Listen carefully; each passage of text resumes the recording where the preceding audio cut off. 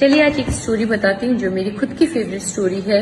और ये स्टोरी कहीं ना कहीं हमको ये समझाता है कि हम किस तरीके के स्टूडेंट बनना चाहते हैं और बनाना चाहते हैं। तो एक क्लास में एक टीचर थी जिसके अंदर दो बच्चे थे, दो स्टूडेंट। तो एक स्टूडेंट जो था, जो भी टीचर बोलती थी उस हिसाब से बिल्कुल पढ़ता था, लिखता था और एग्जाम में परफॉर्म करके आता था। और दूसरा जो बच्चा था, स्टूडेंट था, वो कहीं ना कहीं कभी टीचर को सुनता ही नहीं था।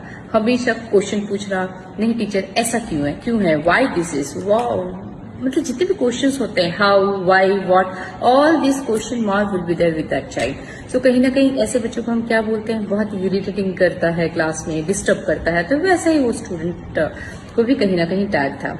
और बाद में ये दोनों बच्चे जब बड़े हो जाते हैं तो उनमें से जो बच्चा अपने टीचर को हमेशा सुनता था, टीचर जैसा बोलती थी या तो नोटबुक में जैसा लिखा था, as it is the child used to write, वो बच्चा एक बहुत अच्छा एम्प्लॉय बनता है एक बहुत बड़ी कंपनी में। वो जो दूसरा बच्चा था जो हमेशा क्यों कहाँ जो पूछता था, वो वही स्टूडेंट था जो बचपन में इमेजिनेशन करना स्टार्ट कर दिया था कि ये प्लेन कैसे उड़ता है, हम क्यों नहीं उड़ते हैं। तो ये क्वेश्चंस भी बहुत आते थे।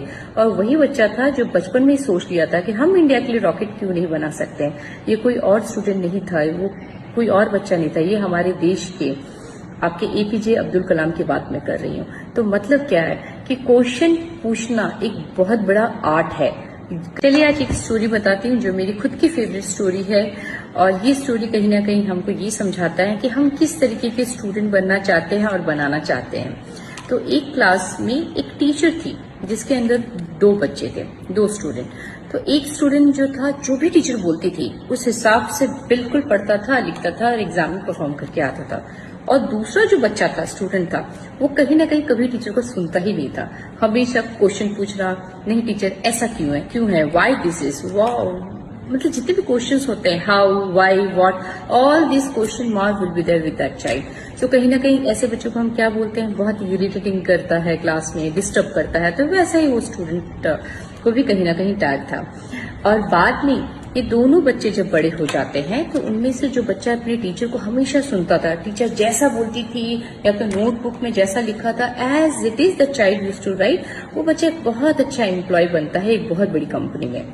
वो जो दूसरा बच्चा था जो हमेशा क्यों कहाँ जो पूछता था, वो वही स्टूडेंट था जो बचपन में इमेजिनेशन करना स्टार्ट कर दिया था कि ये प्लेन कैसे उड़ता है, हम क्यों नहीं उड़ते हैं। तो ये क्वेश्चंस भी बहुत आते थे। और वही बच्चा था जो बचपन में ही सोच लिया था कि हम इंडिया के लिए रॉकेट क्यों नहीं बना सकते हैं। ये कोई और स्टूडेंट नहीं था, वो कोई और बच्चा नहीं था, ये हमारे देश के आपके एपीजे अब्दुल कलाम की बात मैं कर रही हूँ। तो मतलब क्या है कि क्वेश्चन पूछना एक बहुत बड़ा आर्ट है।